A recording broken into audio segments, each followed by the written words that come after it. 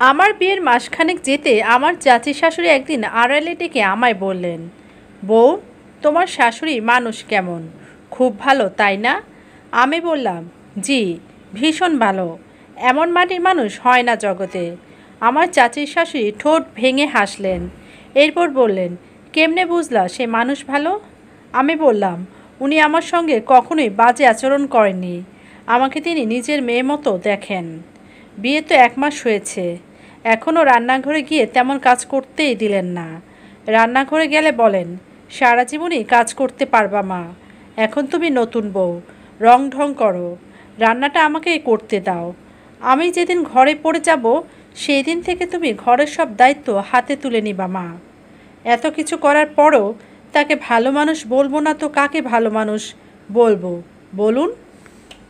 আমার চাচি শাশুড়ি আরেকবার হাসলেন, চোরা হাসি। হেসে বললেন, তোমার শাশুড়িরে তাইলে তুমি চেনো না, সে হইল 1 নম্বরের মেনিমুখু। আমি অবাক হলাম, বললাম, মেনিমুখু মানে? আমার চাচি শাশুড়ি বললেন, সময় হলে বুঝবা, জ্বালিয়ে মারবে তোমারে, ওর আসল লোভ অন্য জায়গায়, তোমারে হাত করে সে তোমার থেকে বিরাট ফায়দা হাসিল করব, বুঝলা? গোপন খবরটা আমি জানি। আমি এবার আরও অবাক হলাম, গোপন খবরটা কি? আসলে তা জানতে খুব মন চাচ্ছে। আমি জিজ্ঞেস করলাম, বললাম, গোপন খবরটা কি বলুন তো চাচি? আমার চাচি শাশুড়ি বললেন, আজ না, অন্যদিন বলবো, একদিনে সব বলা যাবে না।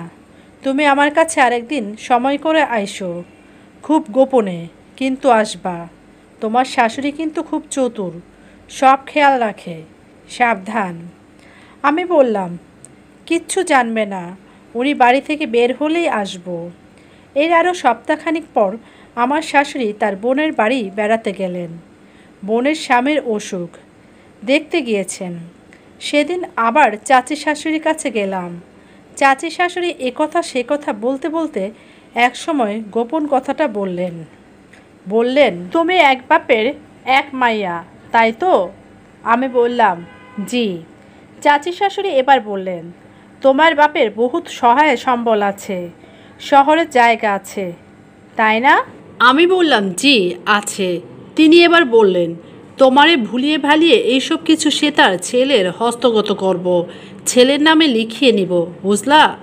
আসল কাহিনী হইল এইটা, তোমার শাশুড়ি এই চক্রান্ত আগেই করেছে, আমি জানি। ছেলের সঙ্গে তার ফিসফিসানি মাঝে মধ্যে আমরাও শুনি, বুঝলা? আমি কি বলবো কিছুই বুঝতে পারছি না, কিন্তু আর 10 জন মানুষের মতোই তো আমি। মনে শয়তান কেমন যেন নানান সংশয়ের সৃষ্টি করতে শুরু করলো।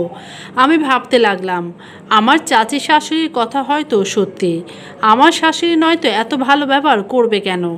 সবাই তো বলে ছেলের বউদের সঙ্গে শাশুড়িদের সম্পর্ক বরাবরই খারাপ হয়, কিন্তু তিনি এত ভালো আচরণ করেন কেন আমার সঙ্গে? তিনি হয়তো ভালো মানুষের মুখোশ পরে আমার থেকে ফায়দা হাসিল করতে চান। এই যে সংশয় ভেতরে ঢুকলো, তা দিন দিন বেড়েই চলছে। এখন আর শাশুড়িকে ভামার ভালো লাগে না। তিনি আমায় মামা বলে ডাকেন, আদর করেন, কিন্তু আমার এসব অসহ্য লাগে, রাগ উঠে যায় এক একবারে। এরপর একদিন বাড়ি গেলাম বেড়াতে, বাবার কাছে সব কিছু খুলে বললাম, বাবা, আমার চাচি শাশুড়ি আমায় এই কথাগুলো বলেছেন। আমার শাশুড়ির উদ্দেশ্য খুব খারাপ, উনি আমাদের সব সম্পত্তি ভোগ করতে চান। বাবা শুনে হাসলেন, বললেন, তুমি তোমার সর্বনাশ করতে চলেছ জবা, কাজটা তুমি ভালো করো নাই মা। আমি অবাক হলাম, বললাম, আমি কি করেছি আবার? বাবা বললেন, এই যে তৃতীয় পক্ষের কথা কানে নিলা, এই কথা কানে নেবার আগে তোমার মনে শান্তি ছিল খুব, তাই না? শাশুড়িকে নিজের মায়ের মতো মনে হতো না তোমার? আমি খানিক সময় চুপচাপ থেকে ভাবলাম, তারপর বললাম, জি বাবা, মনে হতো, শান্তি লাগতো। এখন সব অসহ্য লাগে, ওনার চেহারা দেখলেই মাথা গরম হয়ে ওঠে। বাবা আমার একটা হাত ধরলেন, তারপর বললেন, মারে, এই যুগে শাশুড়ির আদর পাওয়ার ভাগ্য মানুষের কপালে সহজে জুটে না।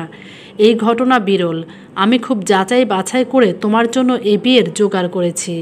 তোমার তাকদির বড় ভালো মা, তুমি পরের কথা শুনে তোমার কপাল পোড়ো না। মানুষ কখনোই কারো সুখ দেখতে পারে না। তোমার চাচির শাশুড়িও তোমার সুখ দেখতে পারছে না। তাছাড়া তোমার শাশুড়ি বা এ জমি তার ছেলের জন্য লিখিয়ে নেবেন কেন?